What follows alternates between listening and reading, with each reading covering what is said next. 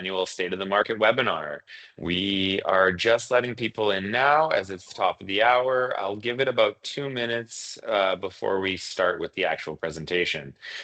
We'll go over this again, but just as a warning, the presentation is being recorded and will be posted online. Thank you.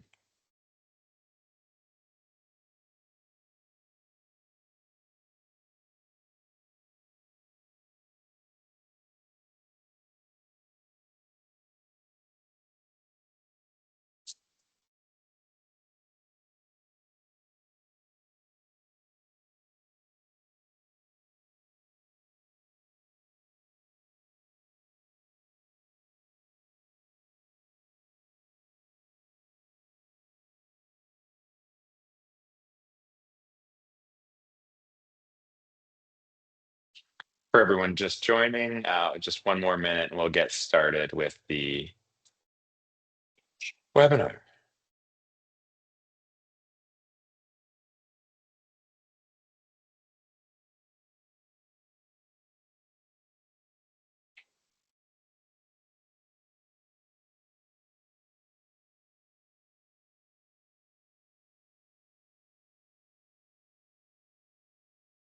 And with that, we'll begin. Thank you, everyone, for joining us on this cold January day across the country for the annual State of the Market, looking back at how the renewable energy market and specifically procurement went in 2025. Next slide, please, Gene. I want to start by acknowledging that BRC-Canada is headquartered and operates on Treaty 7, which is the traditional territory of the Blackfoot Confederacy, the Stoney Nakoda First Nation, the Tsuut'ina First Nation, and is also home to the Otempeswak Métis government of Districts 5 and 6. However, as a virtual organization with people across the country, I recognize that we all have a unique connection to the land that we come from, and I encourage everybody to share where they're joining from today in the chat as we move through the introduction. Next slide, please. Just a quick rundown of what we're going to do today. You have to bear through 5 minutes of the introduction and what is BRC with me before I turn over most of the presentation to two excellent speakers today and go into the state of the market. At the end, we will have roughly 20 minutes for Q&A. It was the biggest feedback from last year's presentation that everybody has so many questions, so we tried to build that in. We will have the Q&A open and monitored. So as you're going throughout the presentation, if you have questions, please drop them into the Q&A section, not the chat, and we will deal with those at the end. We also have over 50 great questions submitted from registrants as you guys registered. So we will try to address many of those throughout the presentation and use some of them to start the Q&A. Really quickly, BRC-Canada is an organization that brings together developers of renewable energy and corporations or government entities that are looking for large-scale renewable procurement. At the end of the day, we're here to help level up the skills and knowledge of the entire industry so that we can accelerate large-scale renewable deployment across Canada. We do this by producing resources and educational material for buyers. We also do policy analysis and policy submissions, so we can be at the forefront of pushing for procurement on behalf of our members. And throughout all of that, we offer tools and services that can help buyers work through these complex contracts. Next slide, please. At its core, our model is simple. We are a multi-sided network bringing together the energy buyers, large corporations, public institutions, including some municipalities that are looking to offset their scope 2 electricity emissions through renewable energy purchases. We also have renewable energy developers who are looking to develop projects and enter into those agreements with the corporations, as well as intermediaries who support throughout the process. I'm actually quite pleased to say that today, for the State of the Market webinar, we have over 200 registrations with a strong split of 30% buyers, 30% developers. We have intermediaries and a large portion of government attendees on today. I think highlighting the role that BRC plays as a central nexus in these arrangements. really quickly want to highlight our community. And the one thing that we're very proud of here at BRC is that over 90% of the power purchase agreements done in Canada to date have been done by a BRC member, either on the buyer or the developer side. It is something that we're really proud of to have been part of and help advance renewable energy in the country. Next slide, please. We have two tiers to our membership for any corporations or developers who are not on, are currently in with BRC that are on the call.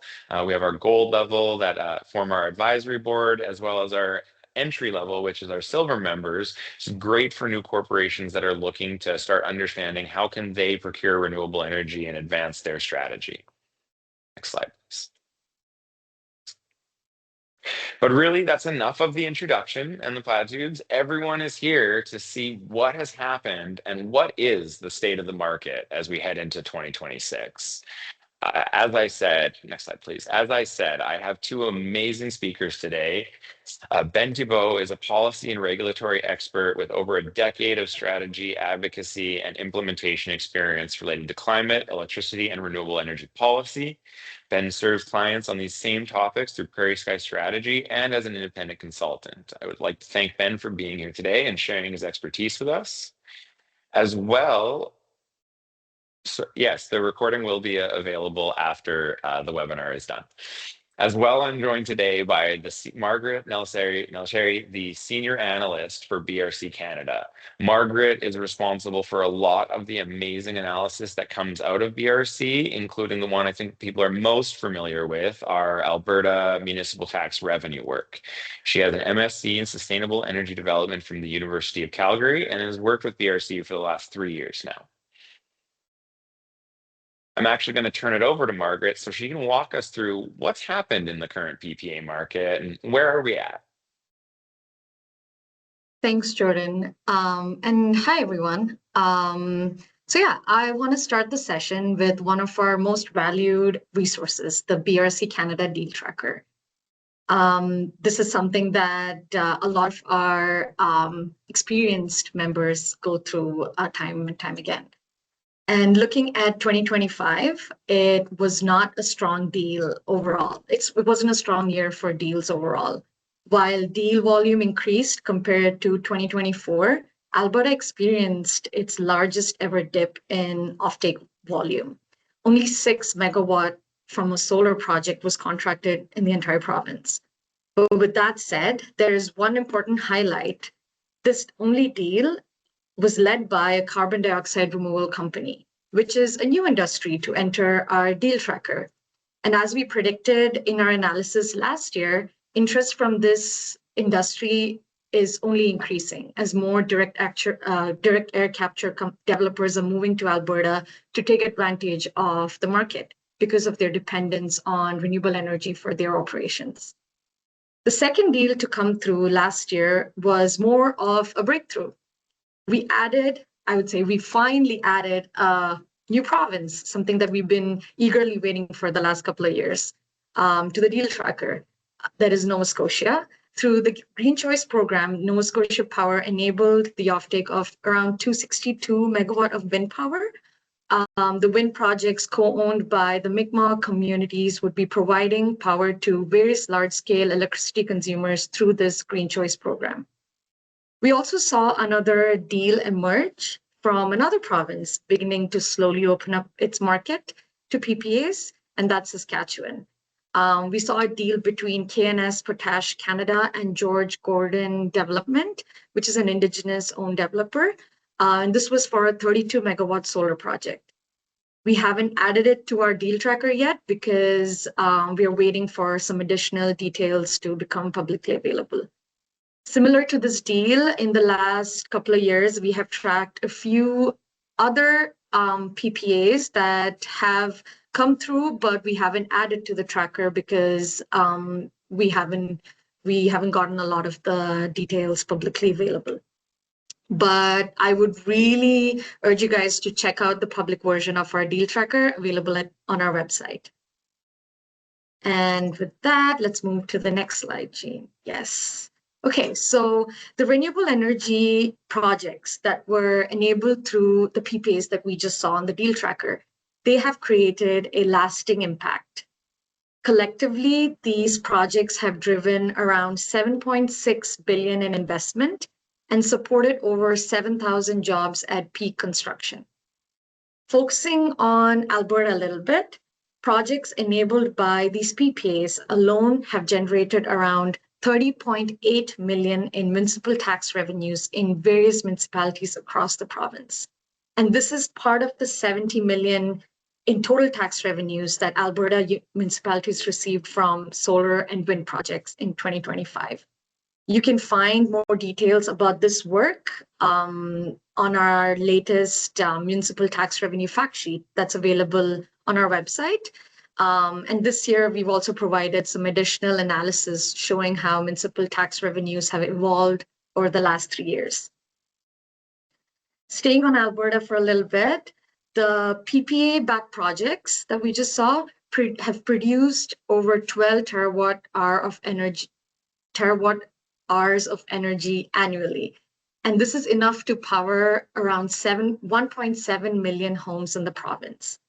And similarly, the deal that came through from Nova Scotia through the Green Choice program, this has produced over 2 terawatt hour of energy annually, which could power over 200,000 homes in the province. And looking at the environmental aspect, these projects have avoided 6.4 million tons of CO2 emissions. And using the federal benchmark of the carbon price that's set at $95 per ton, that's around 613 million in avoided emissions. Well, the benefits are really clear, and we have been pointing this out year over year. But what is happening? Why did we experience such a slow year? I would say the second slow year in the PPA market. And I'll welcome Ben and bring Jordan back to kind of help us go through this. Thanks, Margaret, for going over those impacts. We always want to start at the level of impact this industry has driven for the province, and now as we're seeing into the rest of the country, because I think that it's often understood enough how much corporations across Canada, in their drive to decarbonize their operations, are actually driving tangible benefits to local communities. And I think that that's really important to center. Margaret set us up as another slow year, and I think that it's not a surprise to many on this call that the policy environment in Alberta has been uncertain at best in the last few years. So with that, Ben, do we anticipate that this year will be a turnaround point or a thawing point in the regulatory uncertainty? It's good question, Jordan. I think go through a few slides on just kind of showing where this is all landing and what we can expect for clarity to resume in 2026. But at this time, we're still waiting on the clarity that would be necessary to kind of get back into an active and dynamic contracting market. So as many of you will be aware, since the renewable energy moratorium kicked off in mid-2023, renewable energy investments in Alberta have been subject to an unprecedented mass of policy instability and threats. And just as most of the uncertainty related to land reforms mostly resolved in 2025, the province added another big item to the list of policy threats, one that probably does even more to aggravate the risks that are causing such an absolute market chill in Alberta, and that's tier reforms. So looking at what happened in 2025 in the next slide, as I said, the land reforms and other new regulations relating to land conservation have mostly completed their policy cycle and are into active implementation. And that includes requirements for reclamation security, viewscape restrictions and impact assessments, and agricultural land impact assessments and guidelines. But there's still uncertainty around the precise regulatory standards that won't become clear until we have a body of implementation to see how the AUC and other bodies are dealing with this. But the policy instruments are all published and settled, with the exception of new recycling requirements and fees, which are still outstanding, and around which considerable uncertainty still remains and could mean some very significant additional operating costs for renewables. Sorry to jump in, Ben. I'm actually just been reminded that I forgot to do something before I sent this over to you. I just want to say that we will be dropping a link to our renewable energy glossary into the chat here. This is one of my favorite resources for people on the call who this may not be your everyday work. If there is something you hear that you don't understand, chances are that we have got the definition and what it means for you in this document. I just wanted to highlight that, as well as the BRC Canada's analysis of the new land reforms that Ben is talking about now. So I'm sorry to cut you off there, Ben. No, good point. So moving on from the land reforms, meanwhile, the development of the restructured energy market, or REM, continued through 2025, with the AESO largely completing design and the government legislating the necessary legal authorizations for REM components like locational marginal pricing, like new reliability products. But there are still a few outstanding features which we'll run through on the next slide. And it's important to note that the REM design, particularly the introduction of LMP, really aggravates the congestion risk that comes with the new transmission policy overhaul that is underway. So what I mean by that is that how bad LMP is for a renewable energy generator really depends on the grid congestion affecting them. And that in turn depends on how the AESO will decide whether to go forward with a system upgrade to relieve congestion. And that is what the optimal transmission planning, or OTP, standard is about. And 2025 saw similarly the legislative and regulatory authorizations for the OTP, as well as engagement, but not yet the AESO's final recommendation paper, which is due any day now, that would give us a bit more clarity on how we'll, figure out whether a new line will be built or not. 2025 similarly saw engagement around the new uncapped unrefundable connection charge for generators, which is called the Transmission Reinforcement Payment, or TRP, which is slated to particularly add costs for renewables. So that would add to capital costs of renewables. And then 2025 also saw the first acknowledgement after 2 years of transmission policy development that this transmission system overhaul fundamentally threatens the ability of existing electricity investments to get their product to market. So the second half of 2025 saw some policy development called incumbency treatment, which is around trying to repair at least some of this policy harm imposed on existing investments. And then finally, the new bully on the block, as I mentioned before, are the aggressive tier reforms launched by the province, starting with pausing the headline price at $95 per ton in May, which was supposed to increase by $15 per ton per year under the federal schedule and had been actually written into law in Alberta, but has now been paused at 95. And then after that, developing a new compliance option for regulated emitters called the Direct Investment Program that will allow emitters to comply just by spending money on themselves, meaning that on-site emission reduction investments will be double credited, worsening the badly out of whack recent oversupply of credits in Alberta's tier system. But then, of course, a lot of people will be aware that we saw the now quite infamous Ottawa-Alberta MOU come out in November, which commits both sides to negotiating a new industrial carbon pricing agreement that would somehow resolve that credit market imbalance over time to get to a $130 per ton minimum effective credit price. Somehow, this will have to grapple with the contradiction that is the direct investment program, as that seems incompatible with the $130 per ton plan. So that's a quick rundown of all the churn that we saw in 2025. But if your trauma here isn't complete, or you want some more comprehensive exposure therapy, BRC's annual report called the Renewables in Review was just released yesterday and includes a very complete policy timeline from 2025.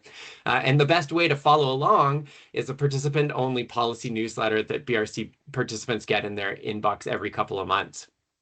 But just to give you a little bit of a preview on the next slide of what those newsletters will be tracking in 2026 and beyond, and then working backward this time. So from the bottom of the list, we have some big developments to come around tier in 2026, given that the province seems committed to this double crediting major emitters plan and delinking credits from actual emissions, which is what that direct investment program would do. But it looks like it will fall to the feds to restore the credibility of it and investor confidence in the tier system through the next steps of the MOU, and then the federal benchmark review of the provincial tier system that also has to happen this year. This is important as a key factor in determining the market drive for emissions reductions, which is clearly a primary driver of the corporate renewables procurement market. So We will need to see what happens by April 1st, which is when the agreement is due between the province and the feds. And then subsequent to that, there will still be plenty that needs to be hashed out, and there will need to be clarity around how that agreement intends to actually achieve a better balance in the credit market. So that's a large remaining uncertainty that we'll see kind of sort of slide through most of 2026, I imagine. Then we also have the next steps of the final designs for TRP, which I already mentioned will increase capital costs for new renewable projects, and OTP, which will set the strictures around how much impediment renewables will face to getting their energy to market versus suffering curtailment. And that includes filings with the AUC this year to review the AESO's frameworks and eventually implementation of both the TRP and OTP in 2027, when we would finally get to find out if they will actually build any new transmission to help relieve the congestion that currently exists and stands in the way from low-cost renewable energy getting out to power-hungry Alberta consumers.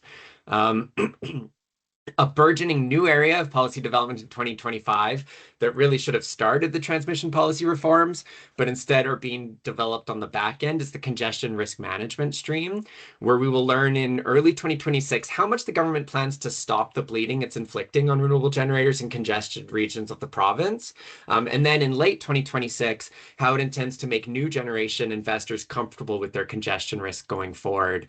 And these developments are key for assessing the degree of risk that developers and buyers will need to share around congestion and the resulting price differential risk, which we call basis risk, and also a more fundamental assessment of how risky a jurisdiction Alberta is in terms of respect for investment, given the propensity Alberta is showing for unexpected policy overhauls that undermine or destroy investment expectations with insufficient compensation for that harm. So I think these are some of the key elements that we need to work through, get clarity, and hopefully greater confidence in terms of that policy treatment in order to be able to restore the activity of the offtake market. And then finally, we should see the final steps for REM certainty this year, including the final REM rules, the government's regulation that will approve the rules to begin without AUC review, additional precision around how the rules will work, which will be set in a slew of sub-rule information documents, the actual date that we will cut over to the REM to start directing dispatch and settlement in the market. So we don't actually know yet when this will all kind of flip the switch and fire up. And then of particular importance for renewables, the allocation of the new R30 ancillary services product, which will see wind and especially solar generators tagged with new administratively determined regulatory costs, which will also be really an important element of understanding the economic inputs that go into those strike prices that become contract prices. That's quite a bit of policy. Actually, can we stay on that slide for 1 second? I want to stay with Ben here. It's quite a bit of policy churn, and I think one of the things that you highlight so well, Ben, is that this started with a moratorium, right? And the moratorium may have came off, but it was pushed into the REM design, which, as you said, maybe ending now with some finalizations of the rules. But again, transmission has been brought up, and when transmission is scheduled to end, tier will still be ongoing. And I really think this is the important thing for people to outside of Alberta who may not deal with this every single day to understand when you check back in, is why have we had a continued era of policy uncertainty? And it's because there has not been one discrete program. This has not been one thing working through. It is issues across. As Ben highlighted, we do a bi-monthly policy newsletter for our members. This is aimed to be a 10 to 15 minute read so that you can walk into your C-suite and explain what's going on in Alberta. That is the intent of this. Sometimes it gets a little more than 15 minutes, but I don't blame us for that. Sometimes there's a lot of policy we have to go through. But what we're really trying to do with this is help both the buyers and the developers understand how this may impact their PPAs, both their incumbent PPAs, as well as looking forward and thinking through contracting around these terms. One of the things I'm really excited for in 2026 is looking at a primer series where we dig in on some of these discrete issues, such as incumbency treatment and what does the congestion risk mean. As you can see, we have to wait for those policies to be kind of firmed up and announced before we can do that work. But we're really excited to be there for our members at the forefront of explaining how this can impact your work. With that, we can go to the next slide. This one is interesting to me, and I wanted to really want to have this here because I think that if I told people on this call that in 2025 Alberta was actually ahead of its renewable energy targets, I think with the narrative around the province, that would have been really surprising to a lot of people. But it's true, as you can see, we had a legislated target of 20% renewable energy, and we actually hit 23%. So what that really means is the gap in the next 5 years that we're filling is only 7% of renewable energy. Now, I think that there is reason to be optimistic, partially because that is such a small percentage that we can hit that, even if the rules and regulations don't come out in the most conducive way for renewables. Certain projects will be able to go through. One area throwing some uncertainty into that mix is actually the denominator, the total amount of power in the province. Is, as we're seeing with the province's data center strategy and some other opportunities, there is a push to significantly increase the amount of natural gas on the system, and that does pose a risk to actually meeting those targets, because we grow more natural gas in the total denominator, that percentage of renewables will shrink, especially in a climate where renewables are not going forward at the pace they did. But so I've set us up with a little, there's the gap. We can do this if we land it right. It's only 7%. But Ben, is the market and the pipeline of projects really there to support that if these come out right? So unfortunately, probably not at the moment. So that uptick that we continue to see in 2025, to Jordan's point, that reflects the construction that completed in 2024, meaning projects that didn't become fully operational for a full year until 2025. So that's what we started to see come up. But that has not continued and will not continue as we in the next year or two, at least, as we will see when we now jump into the next few slides. So BRC has been tracking the near-term development pipeline of construction-ready projects for a few years now. Sorry, Ben. Next slide, please. Yeah, please. Yeah, thank you. Please. And again. And for the most part, the headline has been that even as corporate buyers were actively procuring renewable energy, leading to nation-leading renewable energy investment and construction, developers were keeping up with more than enough to put on the shelves for customers to choose from. And sorry, even Ben, when next slide, please. Thank you. Cool, thanks. And even when the corporate procurement market froze up in late 2023, developers continued to finish building their projects under construction and kept their development pipeline alive. But this year tells a bit of a different story. And the headline is that with a frozen commercial offtake market, many developers have given up and walked away. So this chart here shows the volume of construction-ready solar projects in each quarter. And any changes have always been represented by either construction completions, which you can see below the x-axis, and they bring the pipeline down, or new construction-ready projects that add to the pipeline bar, which you can see at the top in the kind of darker orangey yellow color there.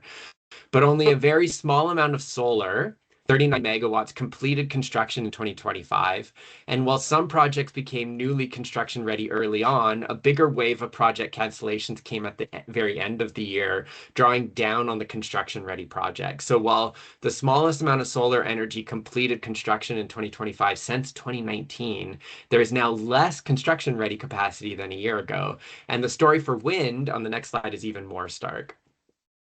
So a mix of construction and cancellations have drawn down on the pipeline of construction-ready wind projects beginning in 2023, but construction dried up completely by the end of 2024 and into 2025. So this is not surprising. As much as corporate procurement through VPPAs from the corporate procurement market has been important for solar, it has been absolutely essential for wind investment in Alberta. So in the absence of commercial deals, wind is simply not building. And there was basically one wind project that came to full operation in 2025, but it had already technically commissioned by the end of 2024. So nothing came came in 2025. And in the absence of any new projects, the total amount of operating wind capacity in Alberta actually fell over the course of 2025 for the first time ever.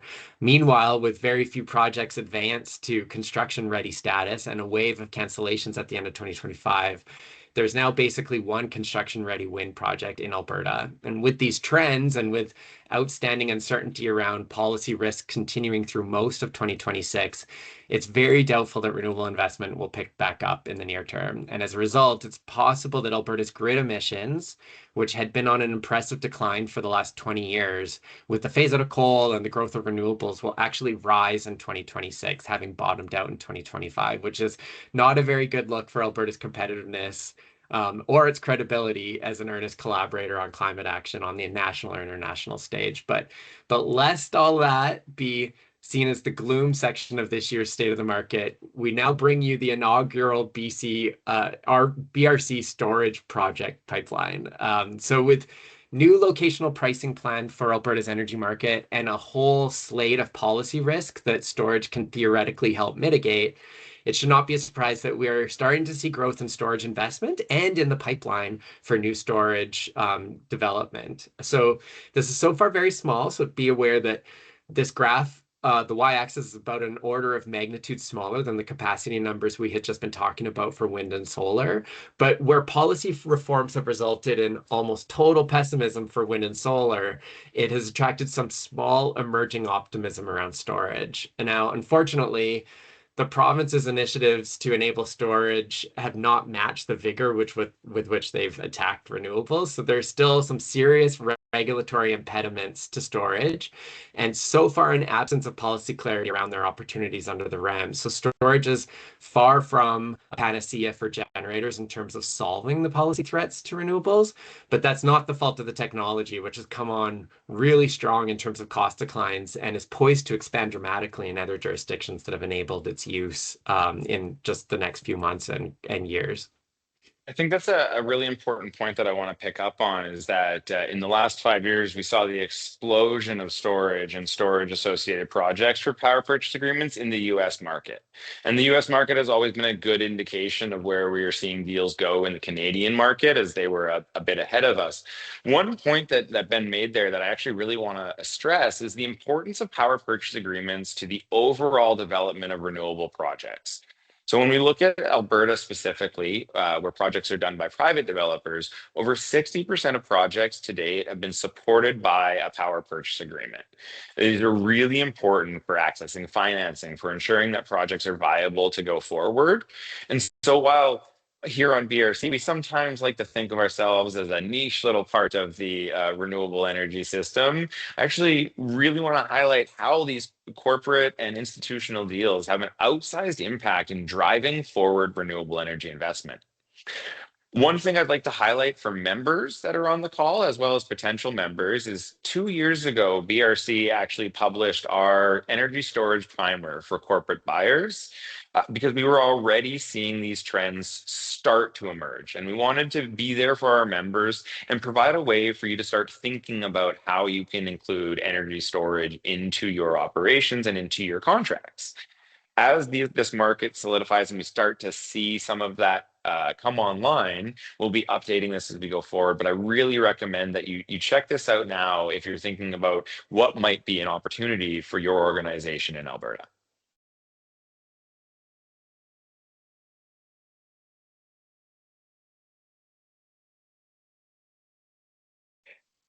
And with that, one of my favorite things to talk about is buyers. I think last year I went out on a limb for most of 2025 saying that corporate Canada was not going to drastically pull back on environmental activity.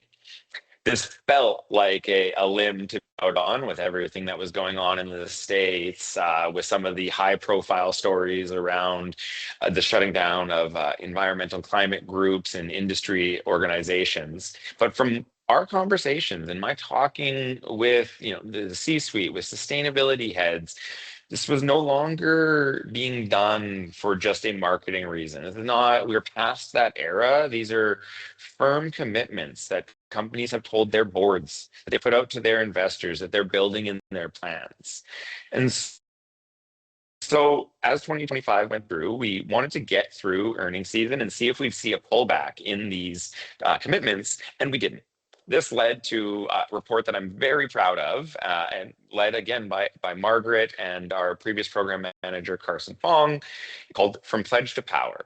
And what we looked at was the top 100 companies in Canada and what were their environmental commitments and what would that mean in demand. So big demand number there, 7.7 gigawatts of new renewable energy demand from just those top 100 companies out to 2040. I really want to stress that it's just the top 100 though. We will be expanding this analysis, and my goal is to keep adding the amount of companies so we can keep showing how much demand there is. But this report really backed up what we had been hearing in our conversations with buyers, that they have looming targets. 2030 is coming, and corporations and institutions need an option to be able to reduce their emissions. So when we looked at it, we found that, as I said, 7.7 gigawatts of demand from the top 100 companies. That alone would be enough to power just under 2 million homes in Canada. But I want to bring Margaret back onto the call so she can walk us through some of the findings of this report and what insights they have for developers on the call, as well as buyers that are in these industries thinking, what might your competitors be doing? Margaret. Hi, sorry, I was having some trouble switching on my camera. So yeah, next slide, Jean. We can go 2 slides. I think Jordan covered the next slide as well. Yeah. Actually, let's pause. So just to make that point, sorry, Margaret, because I said it without giving the number. Let's go back a slide, Jean, please. It's the looming demand. So over 70% of the companies and 4 gigawatts of that, over half that demand, have a 2030 target. Solving the policy uncertainty in Alberta is critical to being able to meet this demand over the coming years. Sorry, Margaret, continue, please. Thanks, Jordan. Yeah, I mean, when we started this work, we knew there would be, we were going to see some big numbers, but we're really surprised by how much demand there actually is in the corporate space. So companies often operate their manufacturing facilities, offices, or other operations in locations separate from their headquarters. So while we were doing this project, we realized, okay, we need to exactly see where they're emitting to actually measure their scope 2 emissions across Canada, right? Like, sure, if a company's headquartered in Ontario, it doesn't mean that all their operations are going to be in Ontario. So we kind of looked at where all they would be operating and then calculated the demand from each province. So this is the provincial split across multiple regions. And the 7.7 gigawatts from the top 100 corporations were spread mainly across 8 provinces. And obviously, Ontario came up at the top with majority of the share. And this is mostly because a lot of the corporations have their operations and manufacturing facilities based in the province, which obviously drives up the demand. Alberta has 19%, so that's the second national total in demand, and the demand is mostly from the oil and gas industry. And this was also seen, this was a similar trend in other provinces like Saskatchewan and Manitoba, where oil and gas grew the demand in these areas. Whereas in other regions like BC, Ontario, and Quebec, and even New Brunswick, actually, the demand was dominated by the retail trade industry. So yeah, this kind of gives you an idea about what demand is out there right now for corporate procurement, because these companies need PPAs to achieve their scope 2 emission goals. So I highly recommend checking out our report. And if you're interested in seeing the analysis for each specific provinces, we've also included 1-page briefs on that. And Jean, can we move to the next slide? And given this demand, BRC Canada had a goal of achieving 10 gigawatt by 2030. So, Jordan, I want to ask you, do you think we'd be able to achieve this? It's a great question and a tough question. This goal was set at the end of 2023, coming off one of the best years in renewable procurement. I can say that the feeling of the membership, the feeling of the community at the time was incredibly positive. We were ready to keep going forward. And as you know, the moratorium was put in that fall. So when we looked at this and did a serious rethink of, do we feel that 10 gigawatts is still achievable? And I'm here to say yes. I think that the window for us to be able to say that is narrowing. And as Ben highlighted in the policy section, there's a lot going on. And for everybody on the call, we know that no one was going to take everything down as we went through that. We wanted to highlight how much there's driving this and push you to the report to really dig deep in that. So when we look at the 10 gigawatts, as we mentioned, there's 4 gigawatts of demand from just the top 100 companies. If you push that out to the top 500 companies in the Canadian economy, we're talking about tens of gigawatts of demand by 2030. So it's our intention this year to show that that demand is still there, that companies still want to drive down their environmental impact because, as I mentioned, it is being demanded by their board, their investors, their consumers. The nice thing about this is that we are starting to see movement in other provinces, because I think the thing that has become clear in the last year is that we will not achieve this as an Alberta only story. So I want to turn it back to Ben to walk us through a little bit of what's happening with those other markets, and will they be there quick enough for that 10 gigawatt goal? Yeah, and let me just start by saying, like, BRC was early to recognize that resilience in the corporate procurement market would require diversifying the opportunities in different markets beyond Alberta. And so 2025 actually marks the 5th year that BRC has been working on expanding the Canadian market that could host corporate renewables procurement. But 2025 was also the year that this work really started to actually pay off and come out in terms of practical outcomes. So you'll be familiar with this map if you've joined previous webinars showing how different electricity system regulatory models and markets pose different accessibilities for corporate procurement by default. With Alberta's almost open by accident with its energy-only wholesale energy market, and most provinces having vertically integrated monopoly utilities that create different barriers, and then Ontario offering kind of a complex mix of market and centralized planning. But in the next slide, we now see that 3 other provinces have taken steps toward offering much needed alternatives to Alberta's policy hostility. So in truth, all 9 other provinces in Canada have initiated or implemented initiatives in the last couple of years to grow renewables, meaning that Alberta could fall from its 5-year reign atop the renewables investment list to the bottom or near bottom. But these 3 provinces on the slide are those that are taking advantage of corporate renewable demand to support their own growth in new renewable investment. And as Margaret mentioned when summarizing the deal tracker, Nova Scotia is the clear leader here, having fully implemented a round of its Green Choice program and looking at additional rounds in the near term. But Saskatchewan has also dipped its toe in the green tariff programs necessary in these types of grids, though Saskatchewan has disclosed too little information publicly for their efforts to qualify for the deal tracker recognition. And then Ontario has continued to move forward with opening its first intake window for a special global adjustment charge rate for industrial renewable off-takers, all of which has provided some early pilot fodder for some real groundbreaking piece of research by BRC that documents for the first time the opportunities and program design considerations for every single province to jump into this game, which Jordan will fill you in on. Thanks, Ben. Yeah, this was a big lift. As Ben said, it really is a groundbreaking report in the Canadian context, as well as an update to some great work from SEBA out of the United States. And this really sets the stage for BRC's work over the coming years.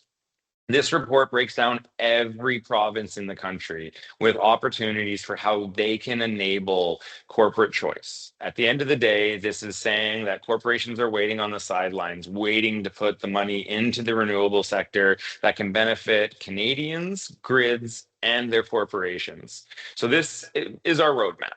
Now, I will say, and you will not hear me say this often, but this is not a BRC report for everybody.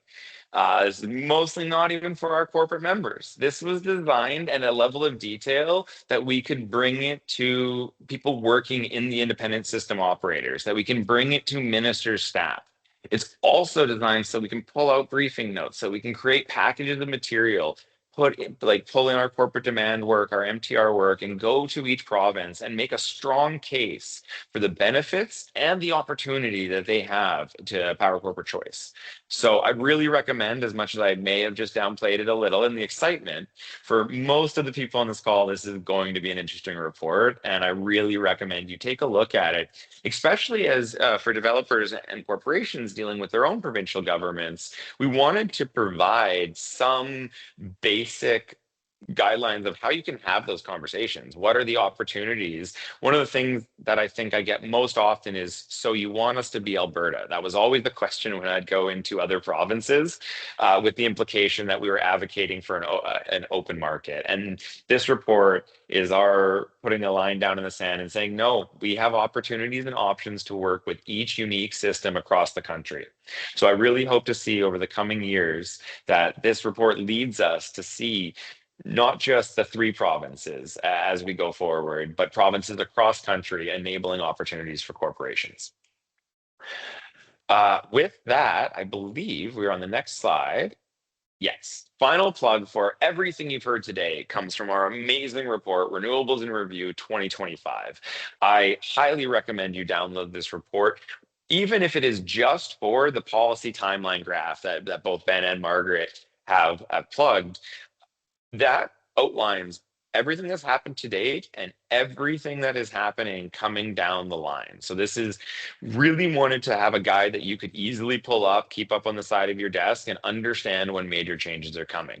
For our corporate members who are sitting thinking, how is this going to impact us? We will be there throughout the year with our ad hoc and bi-monthly policy newsletters, as well as specific primers to help guide you as we face these challenges together. But with that, I'm actually going to take a step back. I'm not moderating this. We're going to turn it over to Margaret, and she's going to take Ben and I through a Q&A. Thanks, Jordan. Thanks, Ben. Yeah, kind of echoing what Jordan said already. We started off the session with the question that I asked. The benefits of PPAs are very clear, but what is happening?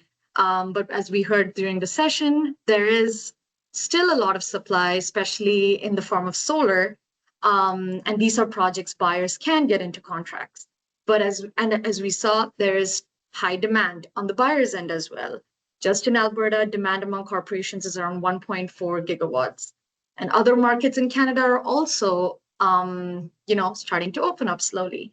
But right now, there is a complex mix of policies still taking shape. So once those are settled, we will see the market opening up slowly and observing more activity.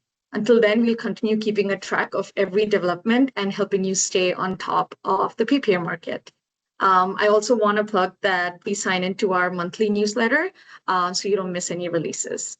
And with that, just another reminder to post questions on the Q&A, the Q&A section, and we can take that. But we haven't gotten any questions yet, but I'm going to use a few questions that we got on through the registration.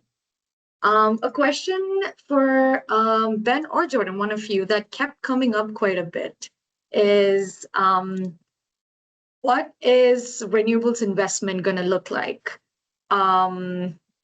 with all these policies, changing policies and things like that? What would that look like in the future?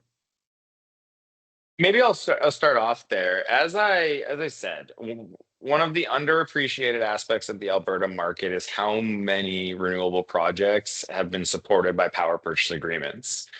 So I do think that without a resumption of a strong corporate and institutional power purchase market, we will see depressed levels of renewable investment. That is just necessarily the case based on how the market works. However, as I said, anytime I talk to the media, I don't think this means a complete stop of renewables by any means. Projects will still go forward, the right project in the right space. It's just that what is the right project and what is the right space may be drastically narrowed down. So when we're looking forward, even under my worst case scenarios, we don't see a complete stop. It's just what is the degree of the slowdown is what we're looking at now. Yeah, and I think completely agree with that. And all I would add is it really depends on some really crucial policy resolution to come this year. In particular, what developers have challenge financing around and what developers and buyers have, pretty much a fatal challenge at the moment negotiating around is especially market access risk, so congestion risk on the system. And we're about to find out a bit more about what it'll take for a new upgrade to be built in order to relieve congestion.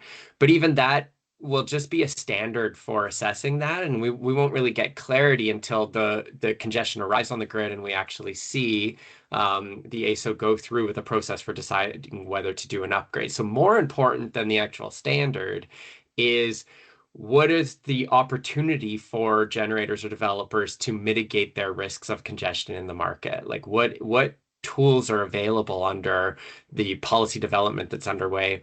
And that we're really in the process of just seeing, frankly, we're maybe 70% of the way towards seeing what that will look like for existing projects, incumbent projects, so that we can have a better sense of how much the province cares to concern itself with investment expectations, which is important for a positive investment climate.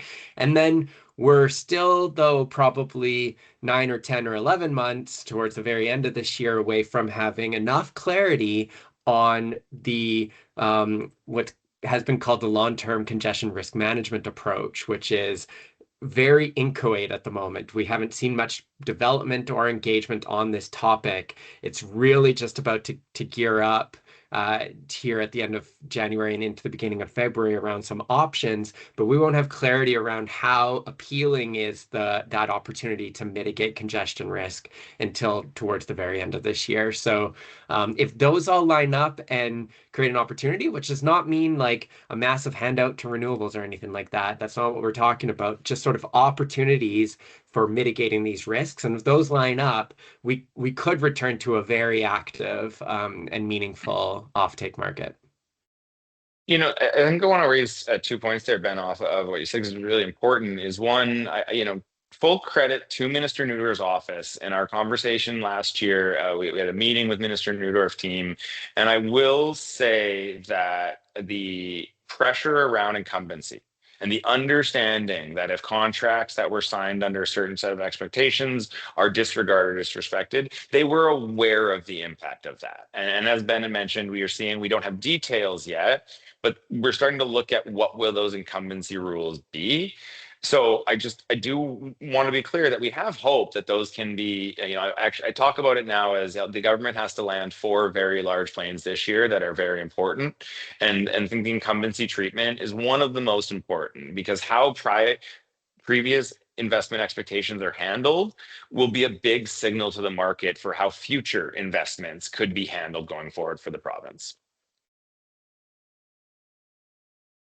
Thank you so much, Jordan and Ben. We have a couple of questions here, so we are also really close on time, so I'm just going to ask them real quick.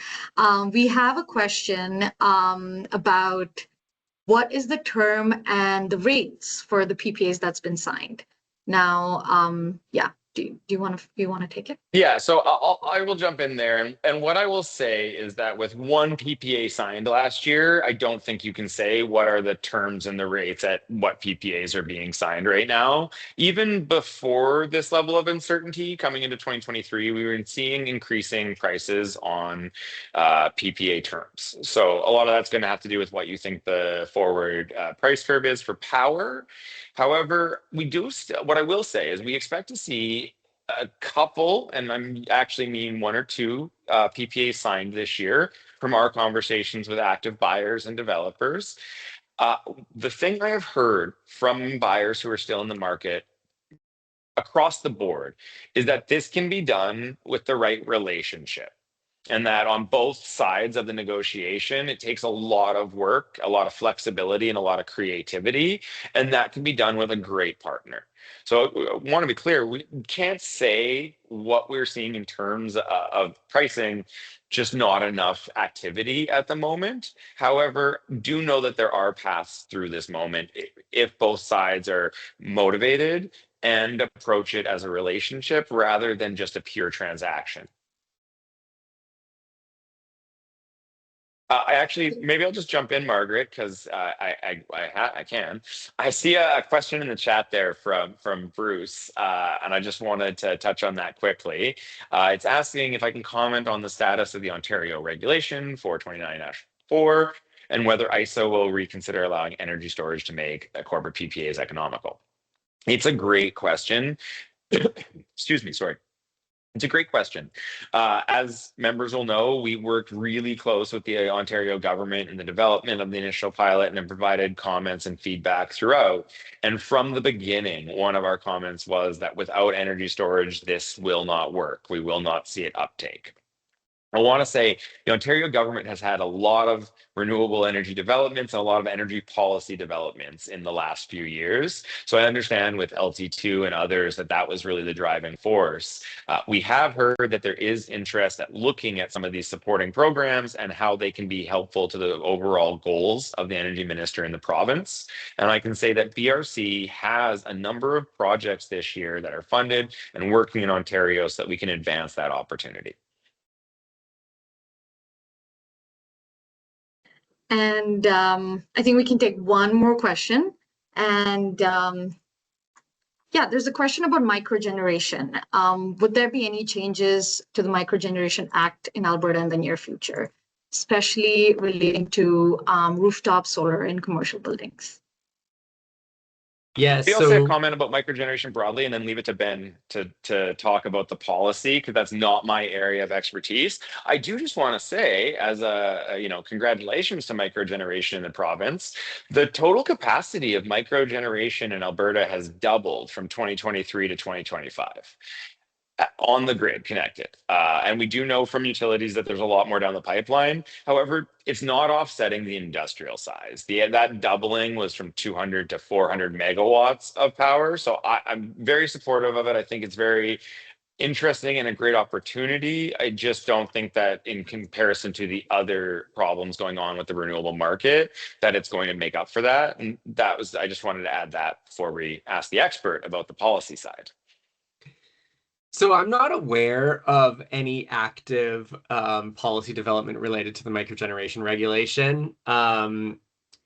Not too long ago, maybe a couple of years now, there had been provisions in mandate letters to the relevant ministers to actually create more opportunity or create some different scheme for compensation for consumers who produce their own energy under the microgen reg.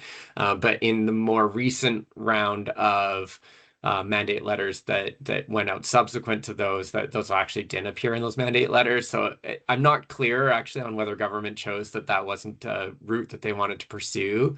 So I'm not aware of any existing policy development on the microgen reg at the time, which is probably a way of saying it's unlikely that there is anything soon or near term, because I would typically probably be aware, but hard to say for sure. Thanks, Ben. And with that, I think we can close the session. Just want to move on to the next slide real quick, just to show a little bit about what BRC has been up to in the last 1 year. When it comes to the audience we've reached, our events, our policy work, and publications and releases, as you've seen throughout the session, we try to touch on everything to help our participants and the PPA space. So thank you everyone for joining. And just a reminder, the webinar will be posted on our website, and please reach out if you guys need to talk about anything. Thank you and have a great day.